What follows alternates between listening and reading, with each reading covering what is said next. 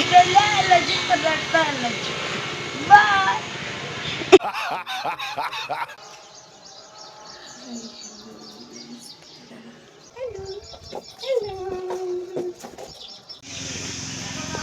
ಬರ್ಬೋದಾ ಬರ್ಬೋದಾ?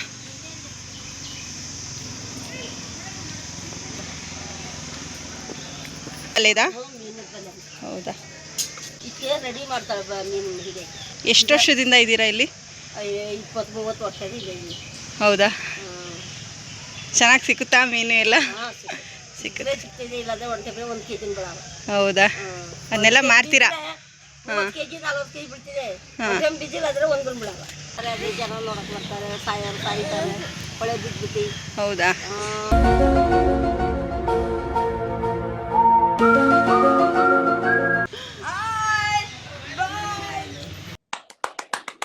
ಮೈ ವೃದ್ಧಿ ಯೂಟ್ಯೂಬ್ ಚಾನಲ್.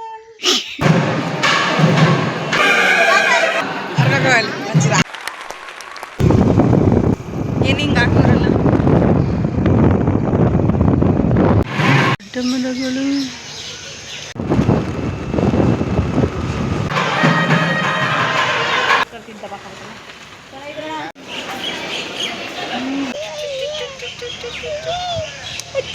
ಆಗಿಲ್ಲ. ಥ್ಯಾಂಕ್ ಯು ಅಜ್ಜಿ.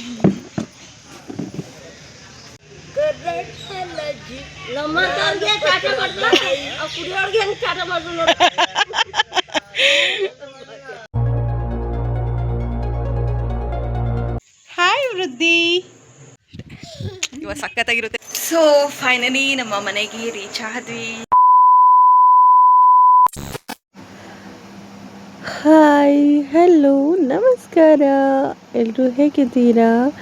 ಐ ಹೋಪ್ ನೀವೆಲ್ಲರೂ ಚೆನ್ನಾಗಿದ್ದೀರಾ ಅಂತ ಭಾವಿಸ್ತಾ ನಾನು ಕೂಡ ಚೆಂದ ಇದ್ದೀನಿ.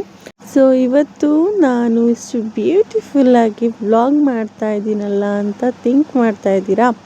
ಸೊ ನಾನೇನಕ್ಕಪ್ಪ ಇಷ್ಟು ಚೆಂದ ರೆಡಿಯಾಗಿ ವ್ಲಾಗ್ ಮಾಡ್ತಾ ಇದ್ದೀನಿ ಅಂತ ಅಂದರೆ, ನನ್ನ ಹಸ್ಬೆಂಡ್ ಫ್ಯಾಮಿಲಿ ಅವರ ಮದುವೆ ಇತ್ತು. ಸೊ ರಿಲೇಷನ್ ಮದುವೆಗೆ ಹೋಗೋಣ ಅಂತ ಅಂದ್ಬಿಟ್ಟು ನಾನು ಹೊರಡೋದಕ್ಕೆ ಇಷ್ಟು ಚೆಂದ ರೆಡಿ ಆಗಿದ್ದೀನಿ. ಸೊ ಇಷ್ಟು ಚೆಂದ ರೆಡಿ ಆಗಿದ್ದೀನಿ ಅಂದ್ಬಿಟ್ಟು ಕಾಮೆಂಟ್ ಮಾಡಿ. ಹಾಗೆ ನಾನು ಇವತ್ತಿನ ನನ್ನ ಬ್ಲಾಗ್ನಲ್ಲಿ ನಾನು ಯಾವ ಪ್ಲೇಸಿಗೆ ಹೋಗ್ತಾ ಇದ್ದೀನಿ ಅಂತ ಅಂದ್ಬಿಟ್ಟು ಖಂಡಿತವಾಗ್ಲೂ ಹೇಳ್ತೀನಿ. ಅದು ನನಗೆ ತುಂಬ ಇಷ್ಟ ಆಗುತ್ತೆ. ಪ್ಲೇಸ್ ತುಂಬ ಚೆನ್ನಾಗಿದೆ. ಹಾಗೆ ನನ್ನ ಮಗಳು ಹೇಗೆ ಕಾಣ್ತಿದ್ದಾಳೆ ಅಂದ್ಬಿಟ್ಟು ಕಾಮೆಂಟ್ ಮಾಡಿ, ಓಕೆನಾ? ಸೊ ಏನಪ್ಪ ಅಂತ ಅಂದರೆ, ನಾನು ಬೆಳಿಗ್ಗೆ ಎದ್ದ ತಕ್ಷಣ ನಾನು ಫ್ರೆಶ್ ಅಪ್ ಆಗಿ ನನ್ನ ಮಗಳೂ ಕೂಡ ರೆಡಿ ಮಾಡಿ ನಾನು ರೆಡಿಯಾಗಿ ನನ್ನ ಅತ್ತೆ ಮನೆಗೆ ನಾನು ಹೊರಡ್ತಾ ಇದ್ದೀನಿ. ಸೊ ಅಲ್ಲಿಂದ ಬೈಕಲ್ಲೇ ಹೊರಡ್ತೀವಿ. ಹಸ್ಬೆಂಡ್ ಅವರು ಶೂಟಿಗೆ ಹೋಗೋದ್ರಿಂದ ಸೊ ಅವರು ಬರೋದಕ್ಕೆ ಆಗಲಿಲ್ಲ. ಅದಕ್ಕೋಸ್ಕರ ನಾನು ಮತ್ತು ಅತ್ತೆ ಹಾಗೆ ನನ್ನ ಮಗಳು 3 ಜನ ಹೋಗ್ತಾಯಿದ್ದೀವಿ. ಸಿರಿನ ಅತ್ತೆ ಮನೆಯಲ್ಲೇ ಕಟ್ ಹಾಕಿಬಿಟ್ಟು ಅವಳಿಗೆ ಟಿಫನ್ ಎಲ್ಲ ಮಾಡಿಸಿ ಹೋಗೋಣ ಅಂತ ಅಂದ್ಬಿಟ್ಟು ಹೊರಟೆ. ನೋಡಿ ನನ್ನ ಸಿರಿ ಮಗಳು ಹೇಗೆ ನೋಡ್ತಾ ಇದ್ದಾಳೆ ಅಂತ ಅಂದರೆ, ನನ್ನ ಇಬ್ಬರು ಮಕ್ಕಳಿಗೂ ಹೊರಗಡೆ ಕರ್ಕೊಂಡು ಹೋಗೋದಂದರೆ ತುಂಬ ಇಷ್ಟ. ತುಂಬ ಖುಷಿ ಪಡ್ತಾರೆ, ತುಂಬ ಫೀಲ್ ಮಾಡ್ಕೊಳ್ತಾರೆ ಗೈಸ್. ನೋಡಿ ಇಲ್ಲಿ ಎಷ್ಟು ಚೆಂದ ಕೂತಿದ್ದಾಳೆ ನನ್ನ ಮಗಳು. ಏನು ಗಲಾಟೆ ಮಾಡ್ತಾಯಿಲ್ಲ, ಜಸ್ಟ್ ಹಾಗೆ ಸಿಂಪಲಾಗಿ ಕೂತಿದ್ದಾಳೆ. ಚೆಂದ ಉಂಟು ಅಲ್ವಾ? ನಾನು ಇವಾಗ ಟೈಮ್ ಬಂದು 7:30 ಇದೆ. ಸೊ ನಾನು 7:30ಗೆ ಹೊರಡ್ತಾ ಇದ್ದೀನಿ. ಏನಪ್ಪ ಅಂದರೆ ಅಷ್ಟು ಬೇಗ ಸಿಕ್ಕಾಪಟ್ಟೆ ಬಿಸಿಲು ಗೈಸ್. ಎಷ್ಟು ಬಿಸಿಲು ಗೊತ್ತಾ? ಹಾಗೆ ನನ್ನ ಅತ್ತೆ ಮನೆಗೆ ಬಂದ ತಕ್ಷಣ ನನ್ನ ಮಗಳಿಗೆ ಟಿಫನ್ ಮಾಡಿಸಿರಲಿಲ್ಲ. ಅವಳಿಗೆ ಟಿಫನ್ ಮಾಡಿಸೋಣ ಅಂದ್ಕೊಂಡೆ. ಹಾಗೆ ಅಜ್ಜಿ ಮಾಡಿಸ್ತೀನಿ ಅಂತ ಅಂದ್ಬಿಟ್ಟು ಮಾಡಿಸಿದ್ರು. ಸ್ವಲ್ಪ ತಿಂದಳು ಅಷ್ಟೇ. ಹಾಗೆ ನಾನು ಅವಳಿಗೆ ಇವರು ಟಿಫನ್ ಮಾಡಿಸಿದಾರಲ್ಲ ಅಂದ್ಬಿಟ್ಟು ನಾನು ನನ್ನ ಸಿರಿ ಮಗಳಿಗೂ ಕೂಡ ಟಿಫನ್ ಮಾಡಿಸೋದಕ್ಕೆ ಅಂತ ಈಚೆ ಹೋದೆ. ನಾನು ತಿನ್ನೋದಕ್ಕಾಗಲಿಲ್ಲ ಕರೆಕ್ಟಾಗಿ. ಯಾಕಪ್ಪ ಅಂತಂದರೆ ಇವಾಗ ಆಲ್ರೆಡಿ ಟೈಮ್ ಆಗಿಬಿಟ್ಟಿದೆ. ಮುಹೂರ್ತ ಇರೋದು 9 ಗಂಟೆಗೆ. ಅಂದರೆ ಲೇಟ್ ಆಗಿಬಿಡುತ್ತೆ ಅಂದ್ಬಿಟ್ಟು ನಾನಿವಾಗ ಹೊರಟ್ರೆ ಸಿರಿನ ಕಟ್ಟಾಕ್ಬಿಟ್ಟು ಹೊರಟ್ರೆ ಇನ್ನು ನಾನು ಬರೋವರೆಗೂ ಅವಳು ಹಚ್ಕೊಂಡೇ ಇರ್ತಾಳೆ. ಊಟ ತಿಂಡಿ ನೀರು ಏನು ಕುಡಿಯಲ್ಲ, ಏನು ತಿನ್ನಲ್ಲ ಗೈಸ್. ಅದಕ್ಕೋಸ್ಕರ ನಾನೇನು ಮಾಡಿದೆ, ಪರವಾಗಿಲ್ಲ ನಾನು ತಿಂದೇ ಹೋದರೂ ಪರವಾಗಿಲ್ಲ, ಅಲ್ಲೇ ಹೋಗಿ ಒಟ್ಟಿಗೆ ತಿನ್ನೋಣ ಅಂದ್ಬಿಟ್ಟು ಅವಳಿಗೆ ದೋಸೆ ತಿನ್ನಿಸ್ಬಿಟ್ಟು ಅವಳನ್ನ ನೀರು ಕುಡಿಸಿ ಸಮಾಧಾನ ಮಾಡಿಸಿ ಆಮೇಲೆ ನಾನು ಮದುವೆಗೆ ಹೋದೆ. ನೋಡಿ ಎಷ್ಟು ಚೆಂದ ಇದೆ. ಸೊ ನಾವು ಹೋಗ್ತಿರೋದು ಬಲಮುರಿ ಕ್ಷೇತ್ರ. ಬಲಮುರಿ ಕ್ಷೇತ್ರದಲ್ಲಿ ಮದುವೆ ಮಾಡ್ತಿರೋದು. ಸೊ ನಾನು ಇವತ್ತೇ ಫಸ್ಟ್ ಹೋಗ್ತಿರೋದು. ಚಿಕ್ಕ ವಯಸ್ಸಲ್ಲಿ ಹೋಗಿದ್ದಿದ್ದು ಅಷ್ಟೇ, ಮರ್ತೋಗಿದೆ. ಇವಾಗಲೇ ನಾನು ಹೋಗ್ತಾ ಇರೋದು. ಇಷ್ಟು ನೀಟಾಗಿ ನೋಡ್ತಾ ಇರೋದು ಗೈಸ್. ತುಂಬ ಚೆನ್ನಾಗಿತ್ತು ಆ ಸೈಡೆಲ್ಲ. ನೋಡಿ ಎಷ್ಟು ಹಸಿರಾಗಿದೆ. ನನಗಂತೂ ತುಂಬ ಖುಷಿ ಆಯಿತು. ಇನ್ನೊಂದೇನಪ್ಪ ಅಂದರೆ ಆ ಬಿಸಿಲಲ್ಲಿ ನನ್ನ ಮಗಳಿಗೆ ಫ್ರಾಕ್ ಹಾಕ್ಬಿಟ್ಟಿದ್ನಲ್ಲ, ಸೋಳು ಪಾಪ ಅವಳಿಗೆ ಹಾಕ್ತಾ ಇರಲಿಲ್ಲ. ಆದರೂ ಏನು ಮಾಡೋದು, ಮದುವೆ ಅಲ್ವಾ, ಸೊ ಸಣ್ಣ ಪುಟ್ಟ ಡ್ರೆಸ್ ಹಾಕ್ಕೊಂಡು ಹೋಗೋದಕ್ಕಾಗಲ್ಲ. ಅದಕ್ಕೋಸ್ಕರ ನಾನು ಫ್ರಾಕ್ ಹಾಕಿದೆ. ನನ್ನ ಮಗುವಿಗೆ ಸಿಕ್ಕಾಪಟ್ಟೆ ಇರಿಟೇಷನ್ ಆಗ್ತಾಯಿತ್ತು. ನಾನು ಇಲ್ಲಿ ಬಲಮುರಿ ಕ್ಷೇತ್ರದಲ್ಲಿ ನೀರಿರೋ ಪ್ಲೇಸಿಗೂ ಹೋಗಲಿಲ್ಲ ನಾನು, ಮತ್ತು ಟೆಂಪಲ್ಗೂ ಹೋಗೋದಕ್ಕಾಗಲಿಲ್ಲ. ಯಾಕಪ್ಪ ಅಂದರೆ ಅವನಿಗೆ ತುಂಬ ಇರಿಟೇಷನ್ ಆಗ್ತಾಯಿತ್ತು, ಎಲ್ಲಿ ಹೋಗೋದಕ್ಕೂ ಆಗ್ತಿಲ್ಲ, ಮತ್ತು ಬಿಸಿಲು ಬೇರೆ. ಅದಕ್ಕೋಸ್ಕರ ಬಂದ ತಕ್ಷಣ ಎಲ್ಲರೂ ಕೂಡ ಮಾತಾಡಿಸಿ ಆಮೇಲೆ ನಾವು ಬಂದ ತಕ್ಷಣ ದಾರಿ ಮುಹೂರ್ತ ಎಲ್ಲ ಆಯಿತು. ಸೊ ಅದನ್ನು ಮುಗಿಸ್ಕೊಂಡು ರಿಸೆಪ್ಷನ್ ಇತ್ತು ಅಂತ ಹೇಳಿದ್ರು. ನಾವು ಡೈರೆಕ್ಟ್ ಟಿಫನ್ ಮಾಡಿರಲಿಲ್ಲ. ಅಷ್ಟು ಬೇಗ ಅಂದರೆ 11 ಗಂಟೆಗೆಲ್ಲ ಊಟ ಕೊಟ್ಬಿಟ್ರು ಬೆಳಗೊಳ ಸೈಡ್. ಹಾಗೆ ಅಂತೆ ದಾರಿ ಮುಹೂರ್ತ ಎಲ್ಲ ಮುಗಿದ ತಕ್ಷಣ ಊಟದೆಲ್ಲ ಕೊಟ್ಬಿಡ್ತಾರಂತೆ. ಊಟ ಎಲ್ಲ ಮುಗಿಸ್ಕೊಂಡ್ವಿ. ಊಟನೂ ಕೂಡ ಕರೆಕ್ಟಾಗಿ ಮಾಡೋದಕ್ಕೆ ಆಗಲಿಲ್ಲ. ಸೊ ಊಟ ಎಲ್ಲ ಮುಗಿಸ್ಕೊಂಡ ತಕ್ಷಣ ನೆಕ್ಸ್ಟು ನಾನು ಹೊರಗಡೆ ಬಂದೆ. ಹಾಗೆ ನನ್ನ ಅತ್ತೆ ಕೂಡ ಬಂದರು. ರಿಸೆಪ್ಷನ್ ಇತ್ತು ಅಂತ ಅಂದ್ಬಿಟ್ಟು ಹೇಳಿದರು. ಇರು ಹೇಳ್ಬಿಟ್ಟು ಬರ್ತೀನಿ ಅಂತ ಹೋದರು. ರಿಸೆಪ್ಷನ್ವರೆಗೂ ಕಾಯೋದಕ್ಕಾಗಲ್ಲ, ಇರಿಟೇಷನ್ ಆಗ್ತಿದೆ ಮಗುಗೆ ಅಂದ್ಬಿಟ್ಟು ಹೇಳ್ಬಿಟ್ಟು ಹೋದರು. ಬರಲೇ ಇಲ್ಲ ಗಾಯ್ಸ್. ನನಗೆ ನಿಂತು ಸಾಕಾಗೋಯಿತು. ನಿಜವಾಗ್ಲೂ ನನಗೆ ತುಂಬ ಹಿಂಸೆ ಆಗ್ತಾಯಿತ್ತು. ಅಂದರೆ ಅವಳನ್ನು ಎತ್ಕೊಳ್ಳೋದಕ್ಕೂ ಆಗ್ತಾ ಇರಲಿಲ್ಲ ನನ್ನ ಕೈಲಿ.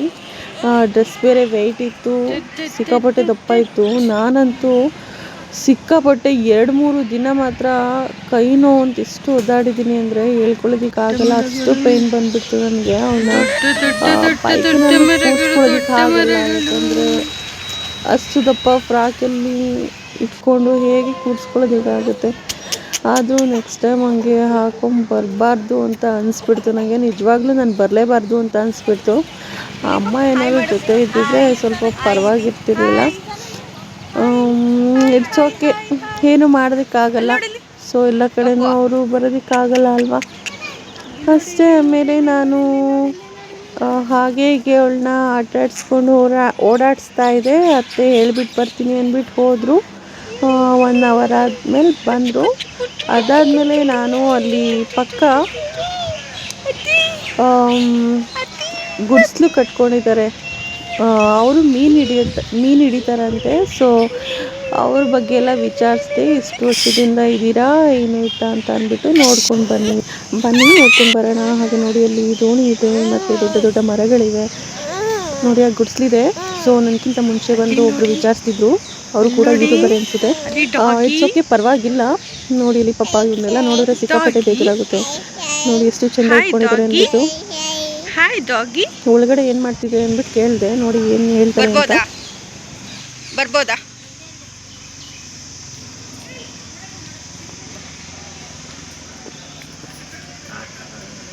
ಮೀನಿನ ಬಲೆನಾ ಇದು?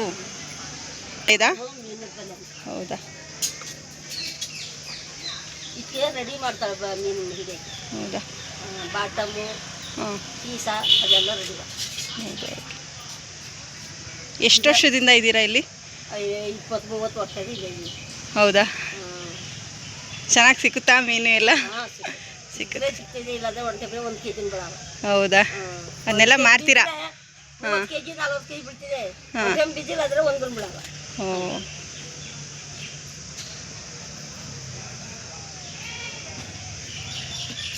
ಮಿನಿಮಮ್ ಎಷ್ಟು ಬೀಳ್ಬೋದು ಒಂದ್ಸಲ ಹಾಕಿದ್ರೆ? 5 ಕೆಜಿ 10 ಕೆಜಿ ಅಷ್ಟೇನಾ? ಅಷ್ಟೇ. ಹೌದಾ? ಮತ್ತೆ ಎಲ್ಲ ನೀರು ಕಡಿಮೆ ಮಾಡಿದ್ರೆ 20 ಕೆಜಿ 30 ಕೆಜಿ. ಓ ಆಗಿಲ್ಲ, ಚೆನ್ನಾಗಿ ಇಟ್ಕೊಂಡಿದ್ದೀರಾ.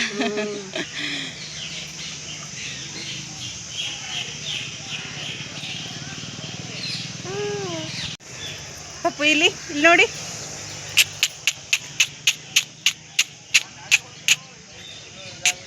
ಪರವಾಗಿಲ್ಲ, ಕುತ್ಕೊಳ್ಳಿ. ಹಾಂ, ಮೈಸೂರು. ಕುತ್ಕೊಳ್ಳಿ, ಏನಿಲ್ಲ.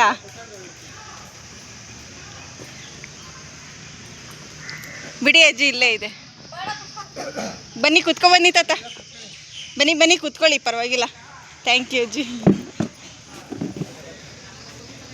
ಯಪ್ಪ ಮಾಲಶ್ರೀ. ಸೊ ಗೈಸ್ ನೋಡಿ, Oh my God.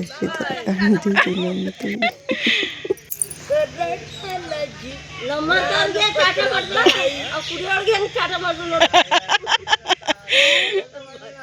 ಸೊ ಹೋಗೋದಕ್ಕೆ ಆಗ್ತಾ ಇಲ್ಲ, ಅದಕ್ಕೆ ಹೇಳಿ. ಇಲ್ಲಿ ನೋಡಕ್ ಬರ್ತಾರೆ, ಅದೇ ಜನ ನೋಡಕ್ ಬರ್ತಾರೆ, ಸಾಯ್ತಾರೆ, ಹೊಳೆ ಬಿದ್ಬಿಟ್ಟು.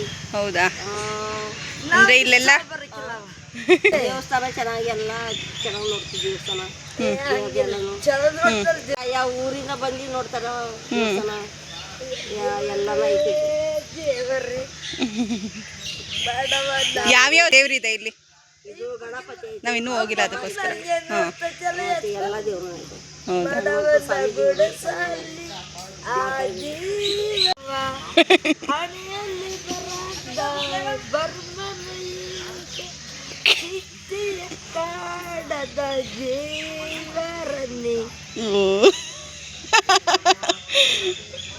ನೋಡಿ ಗೈಸ್, ನನ್ನ ಮಗಳ ಎಕ್ಸ್ಪ್ರೆಷನ್ನು.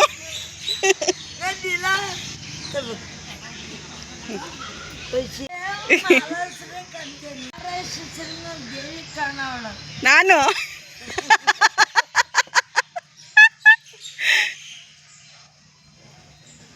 ಮಾಲಾಶ್ರೀ ಬಂದ್ಬಿಟ್ರೆ ಕಷ್ಟ ನಿಮ್ಮ ಮಾತು ಕೇಳಿಸ್ಕೊಂಡು. ಅಯ್ಯಪ್ಪ.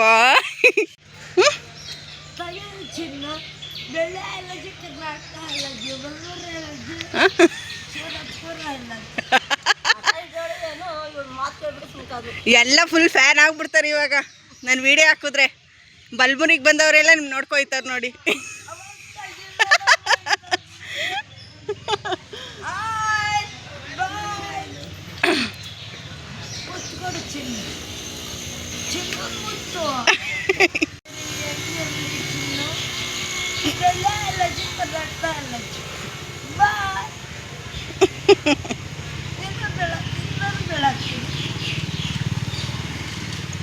ಸೊ ಗೈಸ್, ಈ ಅಜ್ಜಿ ಏನೇನೋ ಸಾಂಗ್ ಹೇಳ್ತಿದ್ದೆ, ನನಗೇನೋ ಅರ್ಥ ಆಗಲಿಲ್ಲ. ಏನೋ ಕರ್ನಾಟಕ ಅಜ್ಜಿ ಅದು ಇದು ಅಂತ ಹೇಳಿದ್ರು.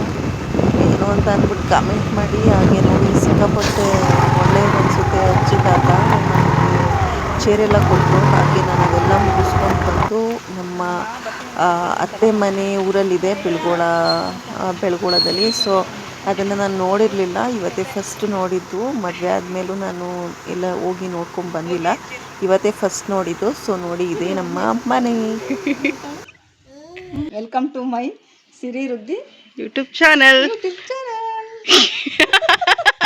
ಸೊ ಇವರೇ ನನ್ನ ಅತ್ತೆ ಹಾಗೂ ಇವಳು ನನ್ನ ಮಗಳು. ಹಾಗೆ ಇದನ್ನು ಮುಗಿಸ್ಕೊಂಡು ನಾನು ನಮ್ಮ ಅತ್ತೆ ಮನೆ ಕಡೆ ಬಂದ ತಕ್ಷಣ ನನ್ನ ಸಿರಿ ಮಗಳನ್ನ ವಾಕ್ ಮಾಡಿಸ್ಬೇಕಿತ್ತು, ಕರ್ಕೊಂಡು ಬಂದೆ. ಅಲ್ಲೊಂದು ಮಂಕಿ ಕುತ್ಕೊಂಡು ಅದು ಇದು ರೆಂಬೆ ಕುಂಬೆಗಳನ್ನೆಲ್ಲ ಹೇಳ್ಕೊಂಡು ಆಟ ಆಡ್ತಾಯಿತ್ತು. ಪಾಪ ಅವಕ್ಕೂ ಕೂಡ